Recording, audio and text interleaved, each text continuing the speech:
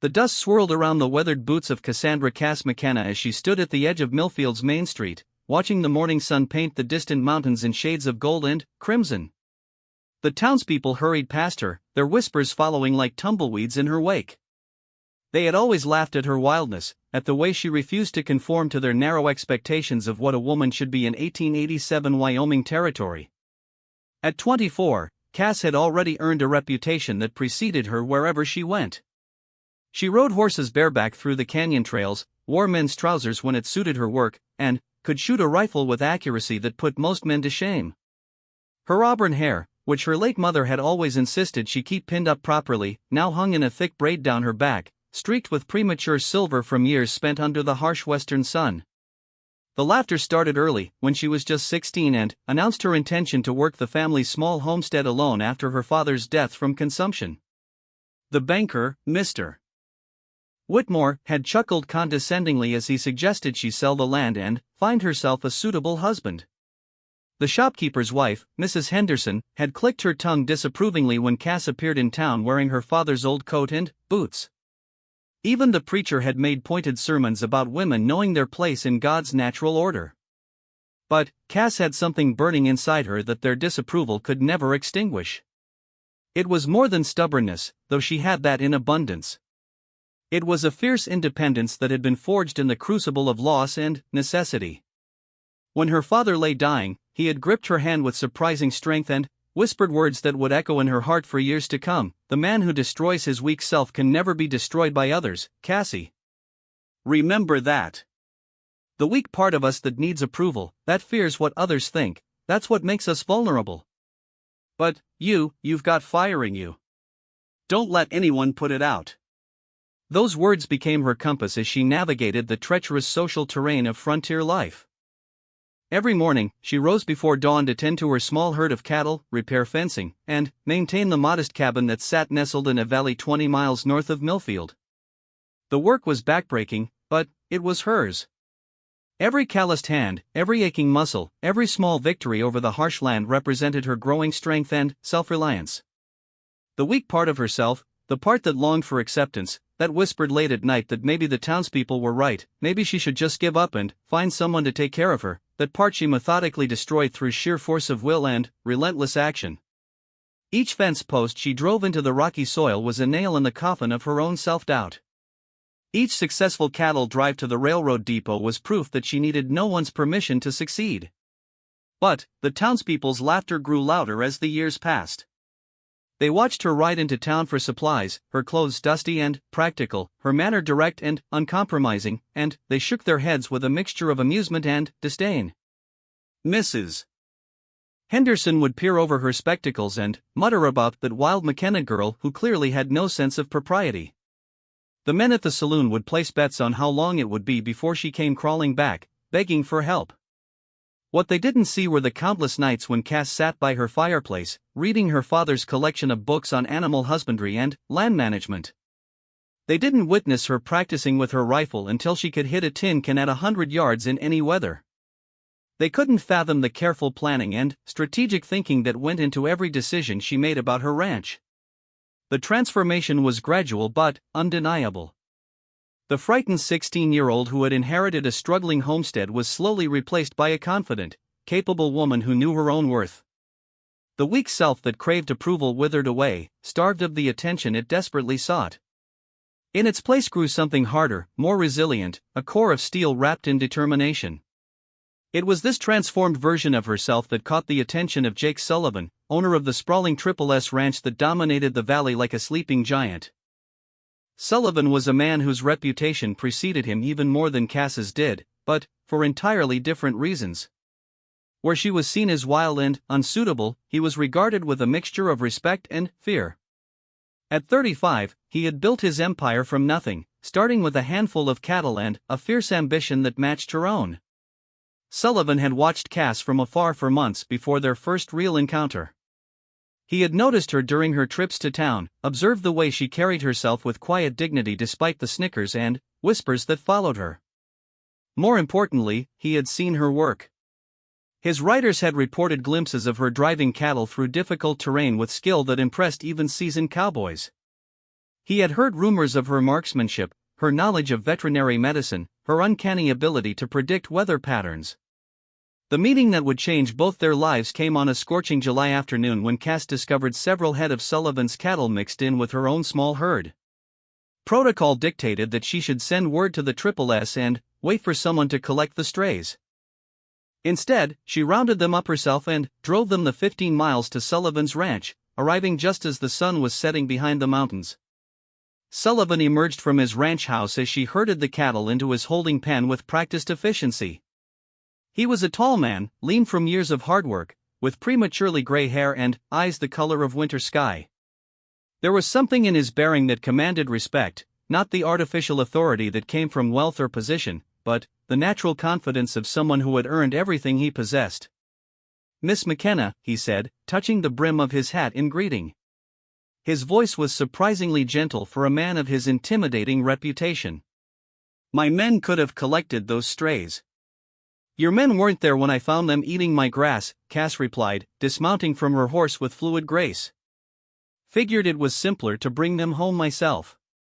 Sullivan studied her for a long moment, taking in the way she moved with unconscious confidence, the direct manner in which she met his gaze without flinching or simpering. This was not the wild, unsuitable woman the townspeople described. This was someone who understood the unforgiving arithmetic of frontier life and had made herself equal to its demands. "I'd like to offer you something in return," he said finally. "Compensation for your trouble." Cass shook her head. "No need. We're neighbors. It's what neighbors do." "Then, perhaps you'd accept an invitation to supper instead. My cook makes a decent steak, and I find myself curious about your operation." It was an unusual invitation, one that would certainly set tongues wagging if word got back to town. A proper woman would have declined politely and hurried home before dark. But Cass had long since stopped caring about what proper women did. The weak part of her that might have worried about reputation was dead and buried. "I accept," she said simply. That evening marked the beginning of an unlikely partnership that would reshape both their worlds. Over the course of several hours, as they shared a meal and conversation by lamplight, Sullivan discovered that Cass possessed not only the practical skills necessary for ranching but also a sharp intelligence that had been honed by years of solving problems independently. She understood the economics of cattle ranching, the complexities of water rights, the delicate balance required to maintain good relationships with both the railroad and the territorial government. For her part, Cass found herself in the presence of someone who didn't laugh at her knowledge or dismiss her opinions because of her gender. Sullivan listened when she spoke, asked thoughtful questions, and treated her insights with the respect they deserved. More than that, she recognized in him a kindred spirit, someone else who had systematically destroyed the weak parts of himself in order to survive and thrive in an unforgiving world. "The townspeople say you're too wild for civilized company," Sullivan said as they sat on his porch, watching the stars emerge in the clear mountain sky. "The townspeople say a lot of things," Cass replied. "Most of them untrue. They say the same about me. That I'm too ruthless, too ambitious.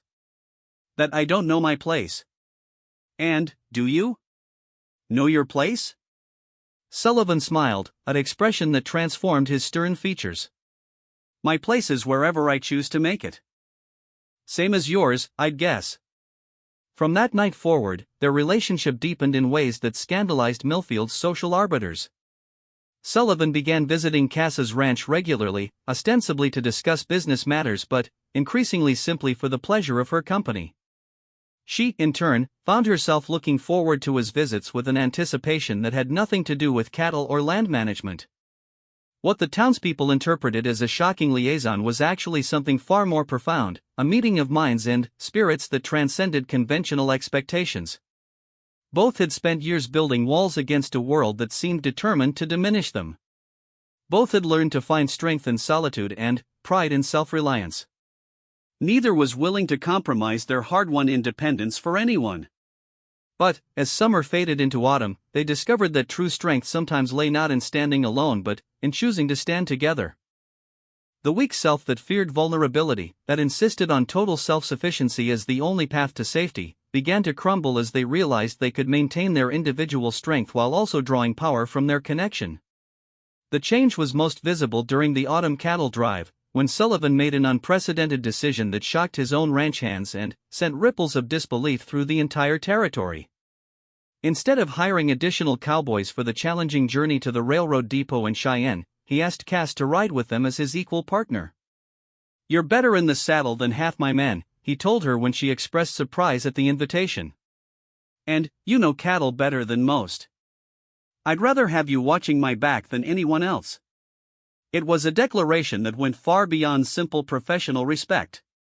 In the complex social hierarchy of the frontier, where reputation was currency and perception could mean the difference between success and failure, Sullivan was publicly allying himself with the woman the townspeople considered a social outcast. He was betting his own carefully cultivated reputation on her abilities. The cattle drive that followed became the stuff of legend in Wyoming territory. Over the course of 10 grueling days, as they pushed nearly 1,000 head of cattle through treacherous mountain passes and across swollen rivers, Cass proved herself in ways that silenced even her harshest critics. When a late-season storm scattered the herd across 15 miles of rocky terrain, she rode for 18 hours straight, gathering strays with a skill that amazed even Sullivan's most experienced hands. When rustlers threatened to steal a portion of the herd during a river crossing, she stood her ground with rifle in hand, driving them off with deadly accurate shots that left no doubt about her marksmanship. But it was her leadership during the crisis at Devil's Canyon that truly transformed her from local oddity to regional legend. When a sudden rockslide blocked the primary trail and threatened to trap the herd in an area notorious for flash floods, Cass took charge with a calm authority that even Sullivan's foreman accepted without question. Drawing on her intimate knowledge of the local terrain, she guided them through a little-known alternate route that cut their travel time by 2 days and brought them safely to their destination ahead of schedule. Word of her performance spread quickly through the interconnected network of ranchers, railroad officials, and cattle buyers that formed the backbone of the territorial economy. By the time the drive reached Cheyenne, Cass McKenna was no longer a subject of ridicule but of respect and admiration. The wild woman who didn't know her place had become a force to be reckoned with.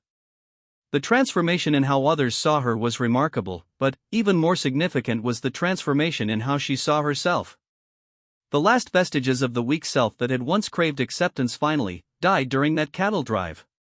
She no longer cared whether the townspeople approved of her choices or understood her motivations.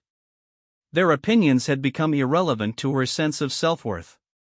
Standing in the Cheyenne stockyards as buyers competed eagerly for Sullivan's cattle, Cass felt a sense of pride that had nothing to do with external validation. She had destroyed every part of herself that sought approval from those who would never understand her. In its place, she had built something unshakable, a core identity based on competence, courage, and unwavering self-respect. Sullivan, watching her negotiate with buyers who hung on her every word about cattle quality and market conditions, felt his own transformation accelerating. For years, he had built his success through careful calculation and strategic thinking, always holding something in reserve, never allowing himself to be truly vulnerable. But seeing Cass's fearless authenticity challenged him to examine the walls he had built around his own heart. Part 2, The Rancher's Pride. The success of the cattle drive marked a turning point not just for Cass but for her relationship with Sullivan. What had begun as mutual respect and professional admiration deepened into something that challenged both their carefully constructed defenses. Neither had ever allowed themselves the luxury of emotional dependency, yet they found themselves increasingly unwilling to imagine a future that didn't include the other. Sullivan's ranch became a second home to Cass during the long winter months that followed. She would arrive at dawn to help with the feeding schedules, stay through the day to assist with veterinary care for the animals, and linger into the evening for conversations that ranged from practical ranch management to philosophy and literature. Sullivan's extensive library, accumulated over years of solitary learning, became a treasure trove for her inquiring mind. It was during these quiet winter evenings that they began to truly understand each other's histories. Sullivan shared stories of his childhood in poverty back east, where he had been the son of an Irish immigrant who cleaned offices for wealthy businessmen. He had learned early that the world would judge him by his accent, his clothes, and his father's occupation rather than his intelligence or potential. The weak part of himself that had once felt shame about his origins had been systematically eliminated through education, hard work, and an iron determination to succeed on his own terms. "I used to practice speaking without the accent for hours," he told her one evening as snow fell steadily outside his windows. I'd stand in front of a mirror and repeat phrases I'd heard the wealthy men use. I thought if I could just sound like them, look like them, they'd have to accept me as an equal. Cass understood that impulse better than he might have expected. And, when did you realize it didn't matter what they thought? The day I made my first big cattle purchase. I had enough money to buy what I wanted, but the seller kept talking down to me, making jokes about Irish luck and suggesting I didn't really understand the business. I could have gotten angry, could have tried to prove him wrong with words.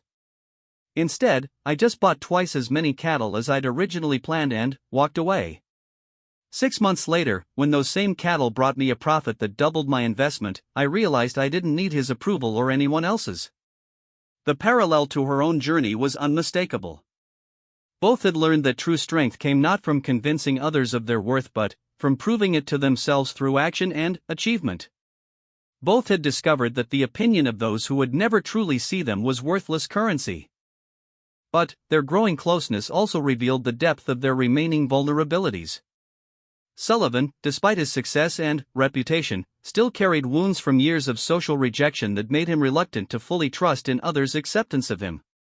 The weak self he thought he had destroyed had merely gone into hiding, emerging in moments of doubt as a whisper that suggested his achievements might not be enough to earn genuine respect. Cass, for her part, struggled with the unfamiliar territory of emotional intimacy. She had spent so many years building walls against a world that seemed determined to diminish her that the prospect of lowering those defenses, even for someone she trusted, felt dangerous. The strong, independent woman she had become worried that caring too deeply for Sullivan might somehow compromise the autonomy she had fought so hard to establish. These internal struggles came to a head during the spring of 1888, when a series of challenges tested both their individual strength and their growing partnership. The first crisis arrived in the form of Marcus Whitmore Jr., the banker's son who had recently returned from college back east with modern ideas about ranch consolidation and territorial development. Young Whitmore had spent his time at university studying the industrial models that were transforming eastern agriculture, and he returned to Wyoming Territory convinced that the future belonged to large corporate operations rather than individual ranchers. His father's bank had acquired significant holdings in failed homesteads and smaller ranches, and Marcus Jr. had ambitious plans to consolidate these properties into massive corporate-owned cattle operations. Sullivan's Triple S Ranch represented the largest obstacle to this vision. Despite repeated offers to purchase his land at increasingly attractive prices, Sullivan had consistently refused to sell. His ranch wasn't just a business investment, it was the physical manifestation of everything he had worked to become. Selling would have felt like a betrayal of the young Irish immigrant's son who had dreamed of owning something that could never be taken away. Cass's smaller homestead was also part of Whitmore's consolidation plan, though for different reasons.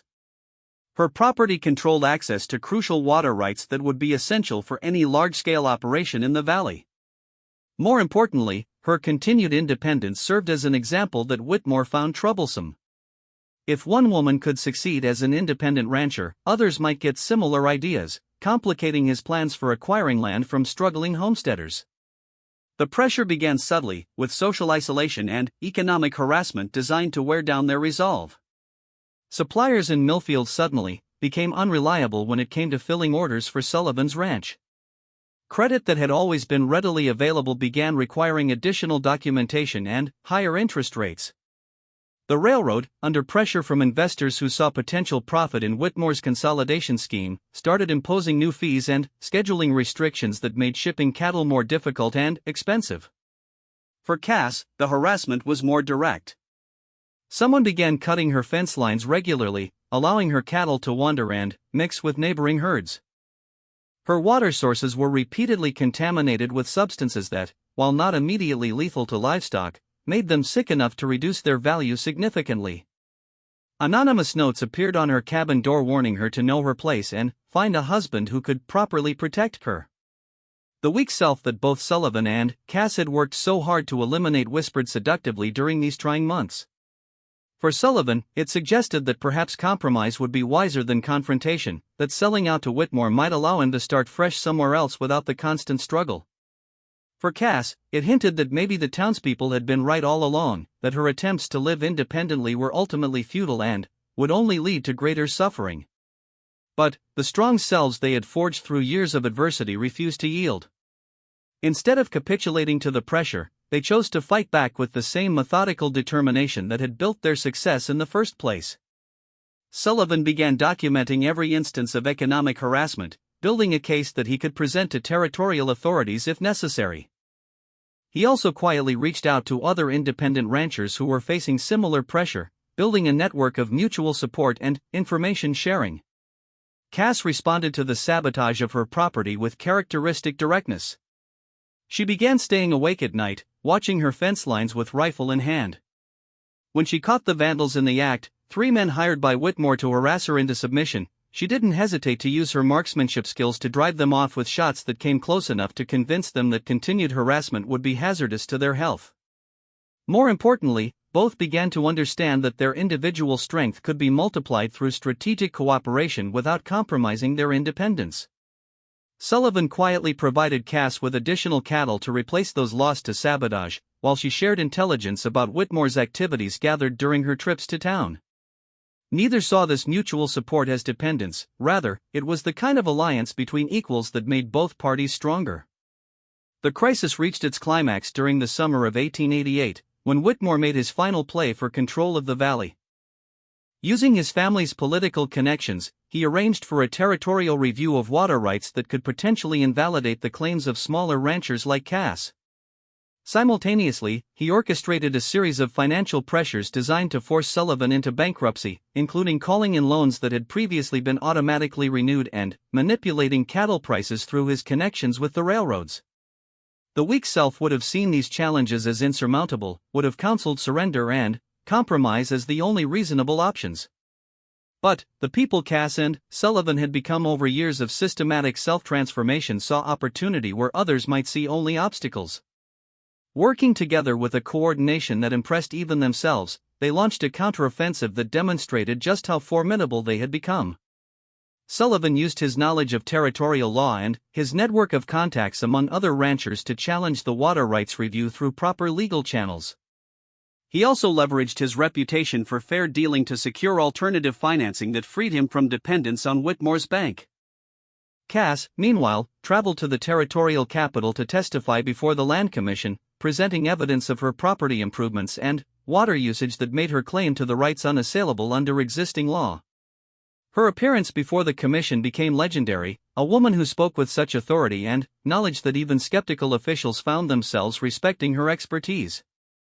But, perhaps more importantly, their united front against Whitmore's schemes demonstrated to the broader community that strength didn't have to come through submission to existing power structures. Other small ranchers, inspired by their example, began standing up to similar pressures. The solidarity that emerged from this resistance created a new dynamic in the territory's politics and economics. The defeat of Whitmore's consolidation scheme marked another turning point in both Cass's and Sullivan's evolution. They had not only successfully defended their individual interests but had helped create a model for how independent operators could thrive in an increasingly complex and hostile environment. The weak parts of themselves that might once have seen victory as enough were no longer satisfied with mere survival. Instead, they began to envision something larger, a way of living and working that could serve as an alternative to both the isolation of complete independence and the surrender of autonomy that came with traditional social expectations. Their partnership had become something unprecedented in their community, a relationship between equals that enhanced rather than diminished each person's individual strength. This realization led to conversations that would have seemed impossible when they first met. Sullivan, whose success had been built on careful control and strategic thinking, found himself contemplating a future that involved genuine emotional vulnerability. Cass, whose independence had been forged in the crucible of social rejection, began to consider the possibility that true strength might include the courage to build something meaningful with another person.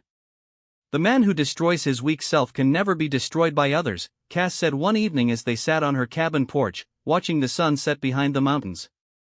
"Your father told you that, didn't he?" Sullivan nodded. "He did. But I'm starting to think there might be more to it than I originally understood." "How so?" "Maybe the weak self isn't just the part that craves approval or fears judgment. Maybe it's also the part that's afraid to trust, afraid to build something with another person because it might make you vulnerable. Cass considered this carefully. It challenged everything she had believed about the nature of strength and independence. Yet she couldn't deny that her relationship with Sullivan had made her more effective, not less. Their combined capabilities exceeded what either could accomplish alone, without requiring either to sacrifice their individual identity or autonomy. So you're saying that true strength might include the ability to choose interdependence without losing independence? I'm saying, Sullivan replied, reaching for her hand, that maybe the strongest thing we can do is trust each other enough to find out. Part 3, The Forging of Unbreakable Strength. The decision to formally unite their ranches through marriage came not from romantic sentiment but from a clear-eyed assessment of mutual advantage and genuine affection forged through shared trials. When Sullivan proposed on a crisp October morning in 1888, he did so not with flowery declarations of love but with a practical discussion of how their combined operations could become something greater than the sum of their parts. "I'm not offering you a traditional marriage," he said as they stood together on the ridge overlooking both their properties. "You've worked too hard to build your independence to surrender it to anyone, even me. What I'm proposing is a partnership of equals, a joining of strengths that makes both of us more formidable." Cass studied his face, searching for any sign of the patronizing attitude she had encountered from every other man who had expressed interest in her over the years. What she found instead was the same respect and recognition of her capabilities that had characterized their relationship from the beginning. "And what happens when we disagree about ranch business?" she asked. "Then, we argue it out like the equals we are, and we make decisions based on what's best for our combined operation. Neither of us gets to override the other just because of tradition or gender." "What about children, if we have them?" Sullivan smiled. "Then, we raise them to be as strong and independent as their mother. The weak parts of ourselves that might want to control or diminish them, we destroy those just like we destroyed our own weaknesses." It was perhaps the most unromantic proposal in the history of Wyoming Territory, and it was exactly what Cass needed to hear. This wasn't a man trying to rescue or reform her, this was a partner offering to build something unprecedented together. Their wedding, held in the parlor of Cass's cabin with only the territorial judge and his wife as witnesses, scandalized Millfield's social arbiters even more than their courtship had. There were no flowers, no elaborate dress, no reception with the proper people in attendance. Instead, there was a simple exchange of vows they had written themselves, pledging not just love and fidelity but also mutual respect for each other's autonomy and capabilities. The reaction from the townspeople was predictably negative. Mrs. Henderson declared it unseemly for a woman to enter marriage on such terms. The preacher suggested that Sullivan was making a mistake that would ultimately undermine his authority as head of household. Even some of the other ranchers wondered privately whether Sullivan's reputation for good judgment might be compromised by his association with such an unconventional woman. But the weak parts of both Cass and Sullivan that might once have been troubled by such criticism had long since been eliminated. They had learned that the opinions of those who couldn't or wouldn't understand them were irrelevant to their success and happiness. More importantly, they had discovered that their combined strength made them virtually immune to the social and economic pressures that could destroy individuals operating alone. The first year of their marriage proved this point dramatically. Working together with an efficiency that amazed even themselves, they transformed their combined ranches into the most profitable operation in the territory. Cass's intimate knowledge of local terrain and weather patterns, combined with Sullivan's strategic thinking and business connections, allowed them to make decisions that consistently gave them advantages over their competitors. When drought threatened the region in the summer of 1889, they had already moved their cattle to higher pastures where water remained available. When a glut in the beef market drove down prices, they had diversified their operations to include horse breeding and wool production. When rustlers became a problem for other ranchers, their combined security measures and Cass's reputation with a rifle made their livestock too dangerous a target to be worth the risk. More significantly, their success began attracting attention from beyond the immediate region. Cattle buyers from Chicago and Denver started making special trips to Wyoming just to do business with the Sullivan Ranch. Railroad officials, who had once tried to manipulate them through discriminatory pricing, began offering preferential rates to secure their continued business. Even territorial politicians started seeking their input on matters of agricultural policy and land management. The transformation in how they were perceived by the broader world was remarkable, but it paled in comparison to the internal transformation that their partnership facilitated. Sullivan, working daily alongside a woman whose capabilities matched and sometimes exceeded his own, found the last vestiges of the insecure Irish immigrant's son finally disappearing completely. He no longer felt the need to prove his worth through dominance or control, because his partnership with Cass demonstrated his value in ways that were undeniable. Cass, for her part, discovered that sharing power and responsibility with someone she trusted actually enhanced rather than diminished her effectiveness. The energy she had once spent defending her independence from those who would undermine it could now be devoted to more productive pursuits. The weak part of her that had always stood guard against potential betrayal finally relaxed, allowing her to access reserves of creativity and strategic thinking she hadn't known she possessed. Their success inevitably attracted new challenges, including a second attempt by Marcus Whitmore Jr. to undermine their operations. Having learned from his earlier failures, Whitmore approached the problem more systematically, bringing in outside investors and legal experts to find ways to challenge their land rights and business practices. The assault, when it came, was sophisticated and multi-pronged. Environmental regulations were suddenly enforced more strictly against their ranch than others in the region. Labor organizers appeared among their workers, spreading rumors that the Sullivans were planning to reduce wages and benefits.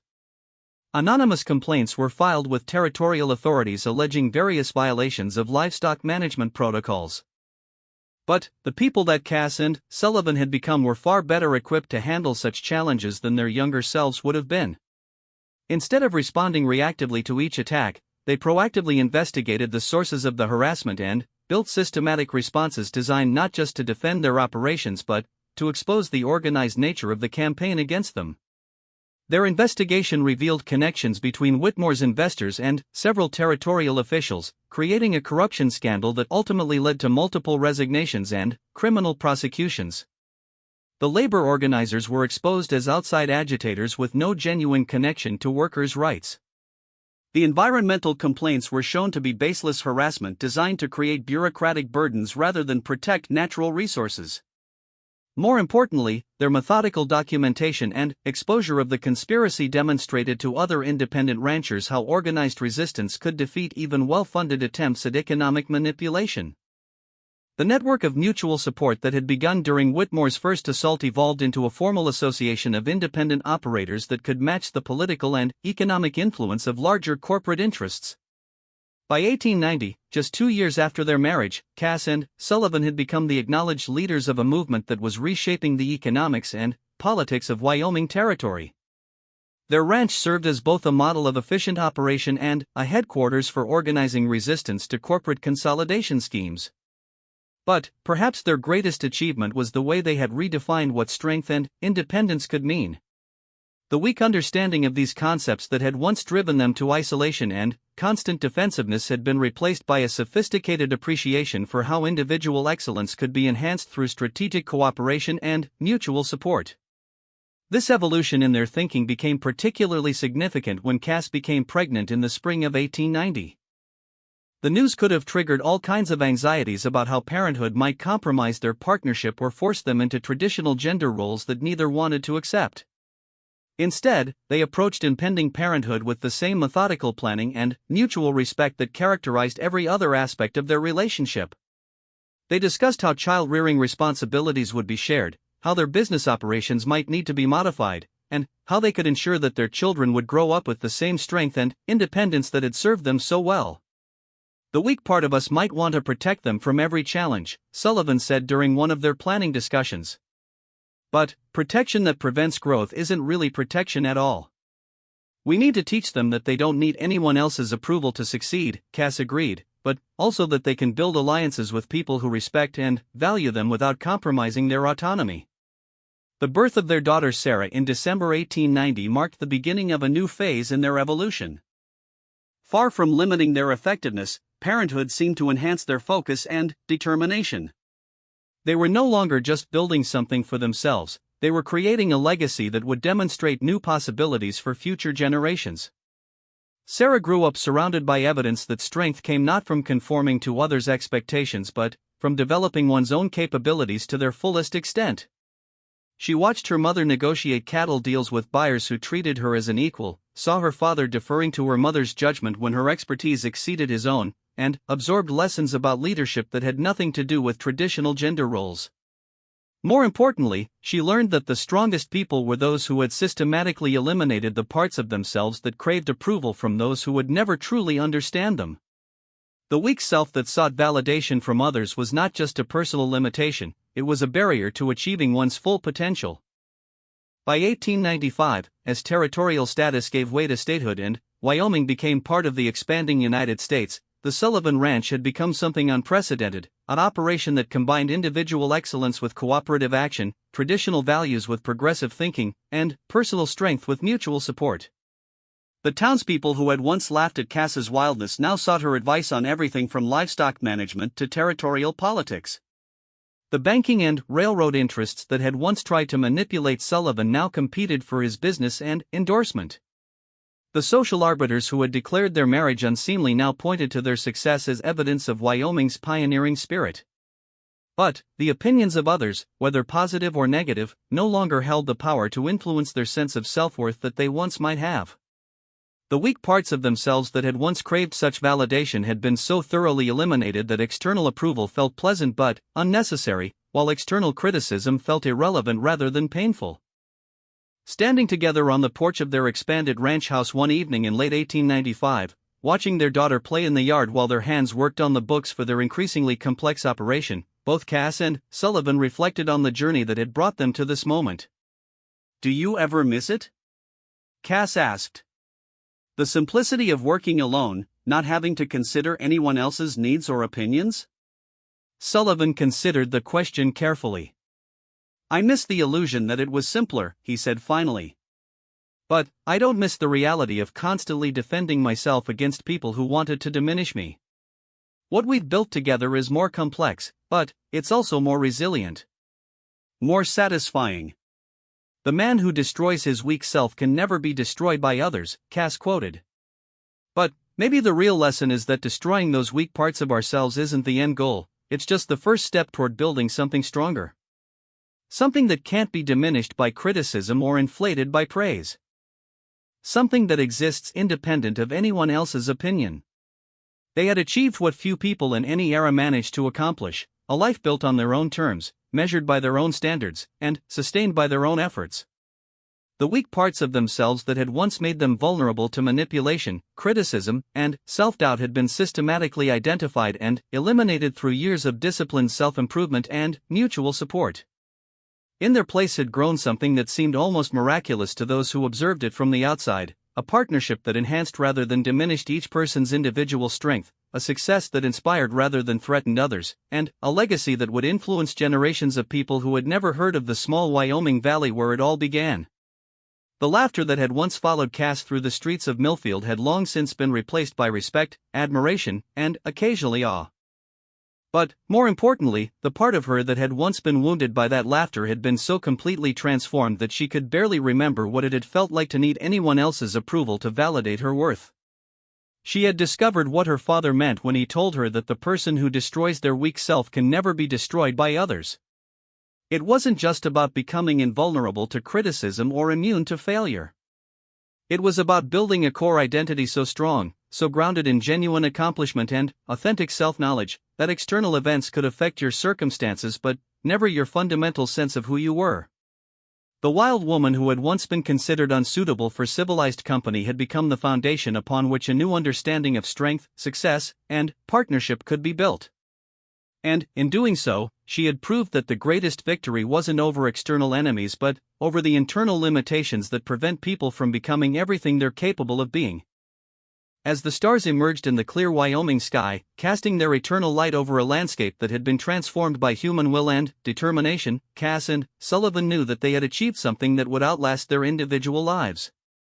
They had demonstrated that true strength comes not from conforming to others' expectations but from destroying every part of yourself that seeks such conformity, and building in its place something so authentic and powerful that it changes the world around it simply by existing. The man who destroys his weak self can never be destroyed by others, and the woman who does the same becomes a force that reshapes the very definition of what it means to be strong.